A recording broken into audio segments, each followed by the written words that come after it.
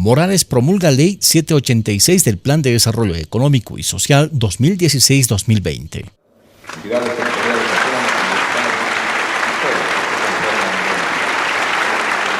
El presidente del Estado Plurinacional, Evo Morales Eyma, promulgó esta jornada la Ley número 786 del Plan de Desarrollo Económico y Social 2016-2020 a la espera de una mayor inversión del sector privado. ¿Y en este plan qué tenemos?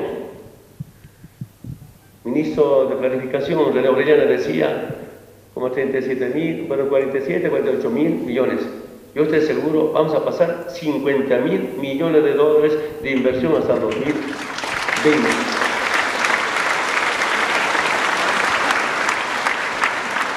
Tomo la palabra de nuestro presidente de la Confederación de Empresarios Privados de Bolivia. Bueno, el año pasado, entonces decía, ha invertido como 3.500 millones de dólares. ¿Verdad? ¿Está bien? Nosotros teníamos programado más de 7.000 millones de dólares, que hace 50%.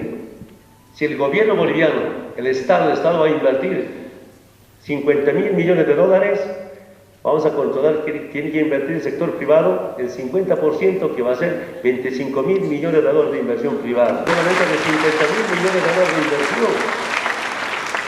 Por su parte, el presidente de la Cámara de Senadores, José Alberto González, destacó a personalidades que, en su criterio, son los mejores estrategas en planificación. Quiero contarte, presidente, que en mi vida he conocido a 3 planificadores. La primera planificadora que conocí en mi vida fue mi vieja, mi mamá. Caramba, que era planificadora mi vieja, tenía que ser una mezcla entre planificación y magia. ¿Por qué? Porque el salario que recibía mi papá, que era un funcionario de un banco, y mi mamá, que era profesora, sumando sus 2 sueldos, no llegaban a fin de mes. Entonces mi vieja tenía que hacer unos tremendos esfuerzos para estirar la plata. Mamá, si me estás viendo, te valoro, porque más que planificadora, definitivamente eres una maga, una antecesora de David Copperfield o de Harry Potter. Yo no sé cómo hacía mi vieja, pero al final nos alcanzaba. Claro, yo me acuerdo que mi vieja llegaba y nos decía: este es tu par de zapatos para este año, tienes que hacer durar. Yo ya la verdad que por septiembre, octubre ya me aburría de estar siempre con los mismos zapatos, además que mis dedos ya reclamaban un poco más de espacio, pero tenían que durarme hasta fin de año. Mis pantalones, yo me acuerdo que mi vieja me los compraba con medio metro más para abajo, les doblaba el ruedo, es su pantalón para este año. Yo tenía que cuidarlo al pantalón, pero además habían parches, no sé si se acuerdan algunos, ¿no? De tanto hacer travesuras, se te rompían las rodillas, se te rompía el trasero del pantalón. Habían unos parches, ¿no? Cómo odiaba yo esos parches, ¿no? Porque la verdad es que soñaba con tener un pantalón nuevo. Y me acuerdo que al principio del año, el largo del pantalón, todo perfecto. Pero cuando llegaba septiembre, octubre, ya empezaba a bajar. Y había 2 colores de pantalón, ¿no? El pantalón de arriba, que era más blanquito, más gastadito, y el pantalón de abajo, ¿no? Que era nuevito, pues, flamante, ¿no? Y todos salíamos. Y además todos mis compas en el colegio, en el barrio, todos andábamos medio parecidos. Así que nadie era extraño a eso.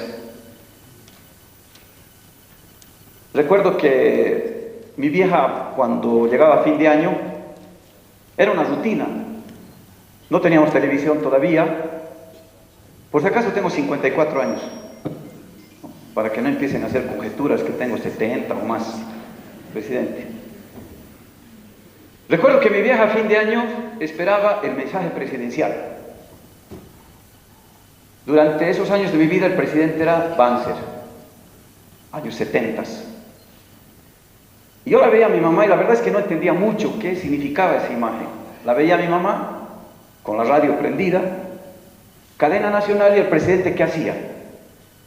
El presidente le anunciaba al pueblo los nuevos precios de la gasolina, los nuevos precios de los alimentos, en particular del arroz, del azúcar, de la harina y el aceite, que era lo que nunca nos faltaba, y el fideo, que era lo que nunca nos faltaba en la casa.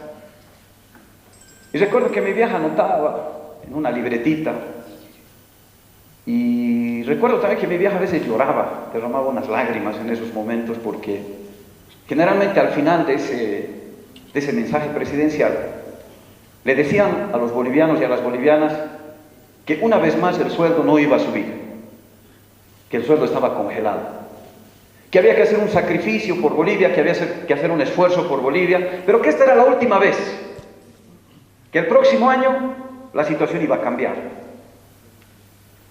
Y resulta que al año se repetía la misma historia, y la misma historia, y la misma historia. Segunda planificadora que conocí en mi vida, mi esposa, con la que ya llevo 35 años de casamiento. Gran planificadora porque con ella tuvimos una guagua, entre otras razones solo tuvimos una guagua porque nos costó demasiado sacar adelante a nuestra hija. Nos tocó vivir el periodo de la UDP, nos tocó vivir el periodo del ajuste que llegó con el MNR. Fuimos migrantes. Cuando mi hija tenía 8 años nos fuimos de Bolivia porque no encontrábamos ningún trabajo, ninguna respuesta. Y fuimos a sufrir muchísimo a la Argentina. Vivimos casi 6 años en condiciones muy perversas. Y la conocí ahí a mi mujer como la segunda gran planificadora en mi vida, porque ella, igual que mi vieja, hacía maravillas para que ese sueldo miserable que yo recibía como periodista pudiese alcanzar hasta fin de mes. Tuve que hacer muchos esfuerzos, duplicar mis tareas, a veces cantar por las noches para poder sumar unos pesitos que nos permitan sacar adelante a nuestra única, y la pasamos mal porque, simplemente como referencia, vivíamos en la casa de mis padres o en la casa de los padres de ella. No existía ninguna chance de que pudiésemos optar a tener un anticrético o a comprarnos algo. Era absolutamente imposible. El salario que yo ganaba nos permitía ahorrar $20 al mes. Y dijimos un día, ¿qué tal si en vez de pensar en casa o en departamento nos compramos un autito? ¿Cuál era el sueño de autito en ese tiempo? Una Brasilia. El sueño de los pobres, tener tu Brasilia, ¿no? Y claro, hicimos el cálculo y dijimos, ahorrando $20 mensuales, una Brasilia que valía $1000, me iba a jubilar antes de comprarme la Brasilia. Entonces tuvimos que apelar a la suegra, a la mamá. No había banco que te preste, porque con el salario de risa que recibías, ningún banco se iba a arriesgar a prestarte ni $100. Hicimos una gimnasia extraordinaria y después de unos 2 años de ahorro, logramos comprarnos nuestra Brasilia. La mejor Brasilia del mundo, era la más bella de todas. Nosotros salíamos por nuestra Brasilia a mandarnos la parte por el barrio, por la ciudad, para que todos nos vean con nuestra Brasilia de $1000. Y yo se la debo a ella también porque hizo el gran esfuerzo de ir ahorrando, centavito a centavito, en momentos tan difíciles donde nadie confiaba en ti, donde era casi imposible planificar, que hayamos logrado avanzar con ella de esa manera. ¿Qué habrían estado planificando los gobernantes cuando nosotros planificábamos nuestra vida? Porque veo yo que en esos tiempos la planificación corría por cuenta propia. Eras tú quien tenías que planificar tu vida, porque nadie te iba a auxiliar si tú no lo hacías. Mientras mi madre y mi mujer planificaban cómo estirar nuestros magros salarios, yo me imagino que los gobernantes planificarían, por ejemplo, cuándo es nuestra próxima visita a Washington para pedirles que nos den un préstamo para poder pagar los aguinaldos o los salarios de diciembre, o cuándo viene la próxima misión. Yo tenía terror a esa palabra, misión. Escuchaba que venía la misión y todos empezamos a rezar aquí en Bolivia. ¿Qué era la misión? Eran pues el fondo y el banco, que venían supuestamente a evaluar la salud de nuestra economía en particular, y venían obviamente con los medicamentos que solían dosificarnos. Medicamentos que tenían que ver, por ejemplo, con el recorte de algunos beneficios sociales, de algunas conquistas sociales, la creación de nuevos impuestos y 0 de incremento al salario. Liberalizar la economía, dejar que el precio de la gasolina suba, el precio del gas suba. Entonces, claro, obviamente era razonable que todos temblemos. Eso se planificaba. ¿Cómo vamos a hacer ahora para convencernos, para que nos regalen unos cuantos milloncitos para poder cerrar los boquetes que hemos dejado con nuestro déficit este año? Esa era la planificación. Y una de esas planificaciones hizo que este país esté al borde de un estallido social en febrero del año 2003. Cuando el entonces presidente de Bolivia, el señor Sánchez de Lozada, no se le ocurrió mejor idea que crear un impuesto al salario. Vinieron los de la misión y le dijeron al presidente Sánchez de Lozada: ponga usted un impuesto a quien gana 3, 5, 6 salarios mínimos nacionales. Recuerden ustedes, el salario era $60, 440 bolivianos. Y al señor Sánchez de Lozada no se le ocurrió mejor idea que decir: ¿y qué tal si les aplicamos a todos? Incluso a los que ganan desde $60, a los que ganan 440 bolivianos. La respuesta al presidente Gonzalo Sánchez de Lozada llegó inmediatamente en febrero, pero luego, unos meses después, en octubre. El resto de la historia, ustedes lo conocen. Y el tercer planificador que he conocido en mi vida es este compañero, querido, respetado y admirado, que se llama Evo Morales.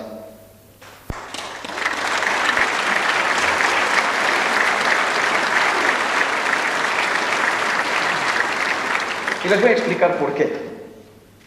Yo trabajaba de periodista y fueron las primeras veces en las que yo lo entrevistaba al entonces diputado Evo, además un diputado de una fuerza, pues, minoría de la minoría de la minoría, 4.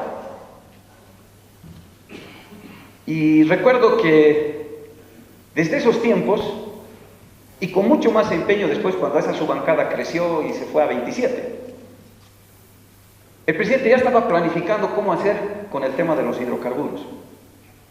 Recuerdo que él, junto con un grupo de compañeros, don Guillermo Mariaca, don Andrés Santos, el amigo Aruquipa y el Evo, le daban vueltas y vueltas y vueltas y vueltas al tema de la ley de hidrocarburos.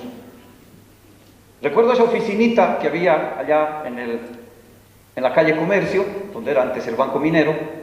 Ahí funcionaba la Comisión de Política Económica de Diputados, y era allí justamente donde se resistían, yo diría de manera estoica, las arremetidas de diferentes sectores que estaban interesados en que la ley de hidrocarburos y que la perspectiva de una nacionalización de los hidrocarburos pueda avanzar.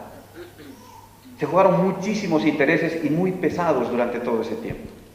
Y el presidente estaba planificando en ese tiempo justamente eso. Lo recuerdo cuando el presidente planificó el 1 de mayo de 2006, bajo medidas de absoluto sigilo y reserva para que nadie se entere. Y lo recuerdo, por supuesto, al presidente planificando después del 1 de mayo, cuando finalmente se consolidó la recuperación de los hidrocarburos, la recuperación de nuestros recursos para dominio del pueblo, para administración del Estado, de todos los bolivianos, cómo el presidente empezó a planificar para decir: ahora estos ingresos que tenemos para el Estado, ¿de qué manera empezamos a distribuirlos? Yo quiero contarles que me cuesta mucho hacerle entender a alguna gente que tiene mi edad o que es un poquito mayor que yo, ese concepto de planificación. La gente no estaba acostumbrada a hablar de planificación. En el viejo Congreso no se aprobaban leyes ni se consideraban temas referidos a planificación. Es que, ¿qué podías planificar si no tenías recursos? Si tus recursos económicos, los recursos económicos del Estado, se iban para afuera, eran exportados a través de las empresas telefónica, aeronáutica, yacimientos, ENDE, empresas que se llenaron de muchísima plata, gracias al proceso de capitalización.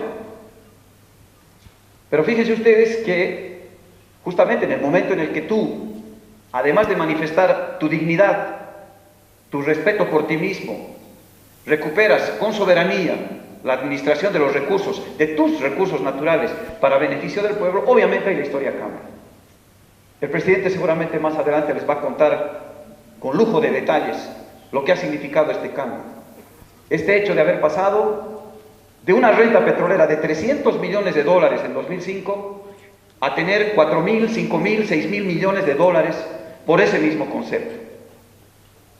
Que el Evo tuvo la suerte de que justo en esta época hubo precios altos del petróleo, eso es una mentira. Eso no es cierto. Y quienes siguen la historia del negocio petrolero lo saben perfectamente. Han habido momentos en los cuales el precio del barril de petróleo incluso estuvo por encima de los precios que se registraron en estos últimos 10 años. Y hubo también picos para abajo, evidentemente. Decir que esto fue un chiripazo o obra de una suerte, para nada. Esto responde única y exclusivamente a la capacidad de planificación que ha tenido el presidente Evo. Recuerdo el otro día cuando Álvaro hacía una bellísima descripción del mundo indígena, de los hermanos que viven en el campo. ¿Cómo planifican estos hermanos, estas hermanas? ¿Qué capacidad de planificación que tienen ellos?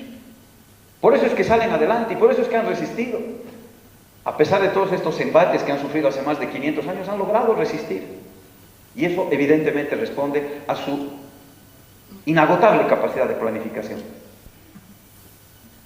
Yo me siento muy contento hoy, presidente. Hemos sido nosotros quienes hemos, evidentemente, junto con nuestros compañeros en diputados, los que le hemos dado vida a este proyecto de ley. Estamos convencidos en él. Sabemos que para todo esto hay muchos detractores, sabemos que hay mucha gente que pretende que todo esto se caiga para probablemente volver a las viejas fórmulas, esas viejas fórmulas en las que las empresas petroleras se llevaban justamente esa tajada que hoy nosotros disfrutamos. No la tajada, casi la torta entera. Nos dejaban las migajas de un negocio de 4.000, 5.000 millones de dólares. ¿Qué son 300 millones de dólares? Eso es lo que nos dejaban a nosotros, las migajas. Y ellos se llevaban la torta entera.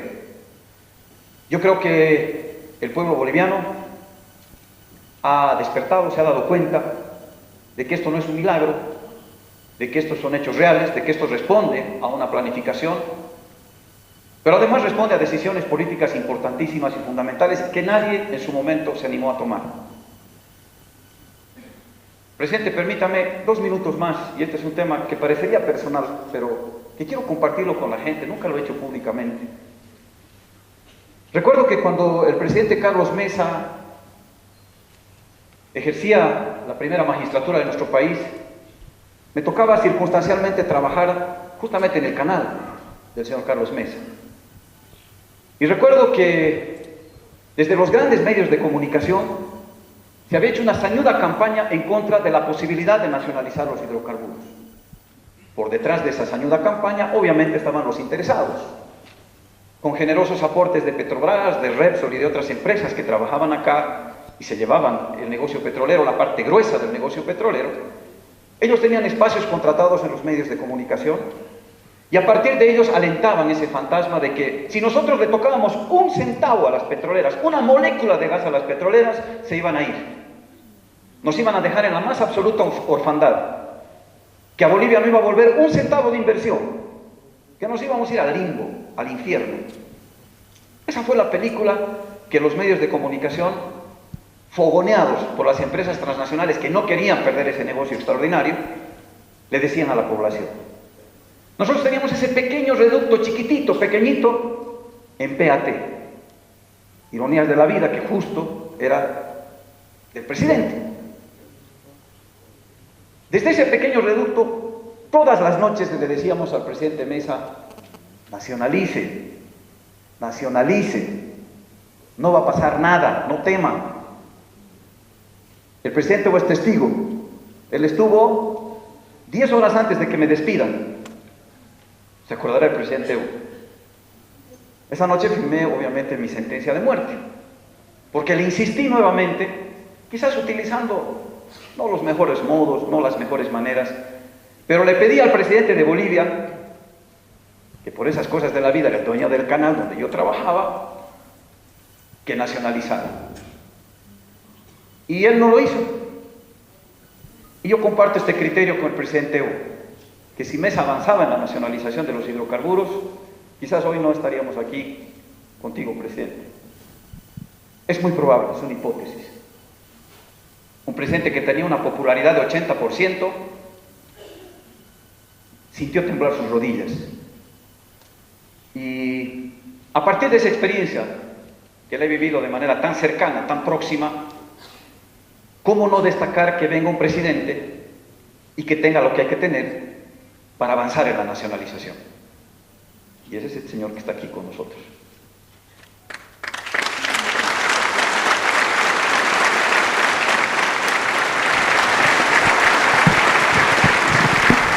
Por último, quiero agradecerte, presidente, que no hayas hecho de mi hija la mejor planificadora, sino que tú hayas pensado en planificar para todos nosotros, incluida mi hija, incluidas las hijas y los hijos de todos los que hoy nos están viendo, presidente.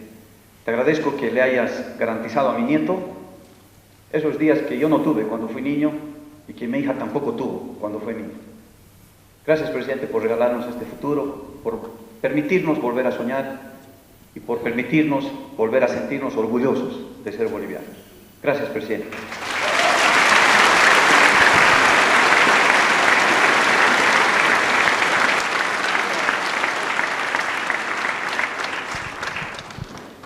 El Plan de Desarrollo Económico y Social que consolida, profundiza y proyecta los logros obtenidos por el proceso de cambio y la revolución democrática y cultural en los 10 años de gestión de gobierno a partir de los 13 pilares de la Agenda Patriótica del Bicentenario 2025, que se constituye en el Plan General de Desarrollo establecido en el numeral 9 del artículo 316 de la Constitución Política del Estado.